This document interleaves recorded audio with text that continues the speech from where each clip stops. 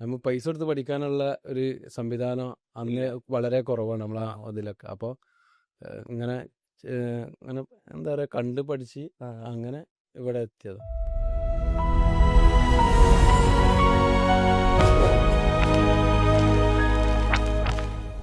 ഇപ്പോൾ 2026 അതിലിടക്ക് നാട്ടിൽ കുറച്ച് കാലം ഒരു 1.5 വർഷത്തോളം നാട്ടിൽ 2 വർഷത്തോളം നാട്ടിൽ ക്യാൻസലാക്കി നിന്നിട്ട്. അപ്പൊ എല്ലാ ചാട്ടവും ഇലക്ട്രീഷ്യൻ ആയിട്ട് തന്നെയാണോ?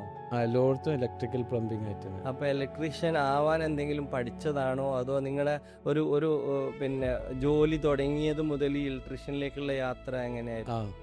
ഞാൻ നാട്ടിൽ കുറച്ചു കാലം ചെയ്ത് പിന്നെ ഞാൻ ഈ ഫ്രീ കോഴ്സുകളൊക്കെ കിട്ടുന്നതൊക്കെ ഇങ്ങനെ യൂസ് ചെയ്യും. കാരണം നമ്മൾ പൈസ കൊടുത്ത് പഠിക്കാനുള്ള ഒരു സംവിധാനം അന്ന് വളരെ കുറവാണ് നമ്മളെ അതിലൊക്കെ. അപ്പോൾ ഇങ്ങനെ ഇങ്ങനെ എന്താ പറയുക, കണ്ട് പഠിച്ച് അങ്ങനെ ഇവിടെ എത്തിയത്. അപ്പൊ ആരെങ്കിലും കീഴിൽ ഹെൽപ്പർ ഞാൻ നാട്ടിൽ കുറെ ആൾക്കാരൊപ്പം പോയിട്ടുണ്ട്. പിന്നെ എൻ്റെ ഉമ്മാൻ്റെ അനിയത്തിൻ്റെ മാപ്പിളിൻ്റെ ഒപ്പം, ഞങ്ങളെ ആപ്പാന്ന് വിളിക്കും, ആപ്പാൻ്റെ ഒപ്പം പോയിട്ടുണ്ട്. അങ്ങനെ പിന്നെ എൻ്റെ അമ്മായിൻ്റെ മോനുണ്ട് റഫീഖ്, അവർ അങ്ങനെ അങ്ങനെ കുറേ ആൾക്കാരൊപ്പം പോയിട്ട് പഠിച്ചു. പിന്നെ ഗൾഫിലേക്ക് വരാനുള്ള സാഹചര്യം എങ്ങനെയായിരുന്നു? അത് ഗൾഫിലേക്ക് വരാന്ന് പറഞ്ഞാല് ഭയങ്കര ഒരു കഥയാണ്. എന്താണ് കഥയാണ്?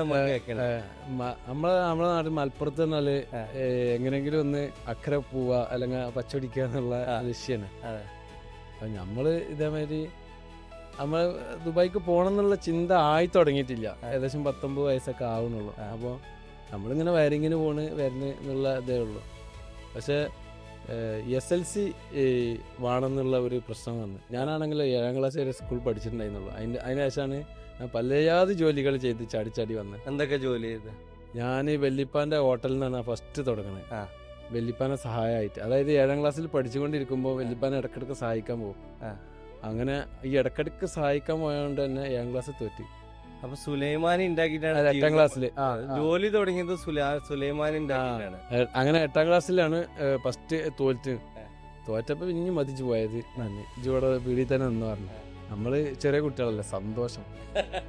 അങ്ങനെ അവിടെ കണ്ടിന്യൂ ചെയ്ത് അങ്ങനെ പിന്നെ അവിടെ ഒരു 3-4 വർഷം അവിടെ തന്നെ നിന്ന്.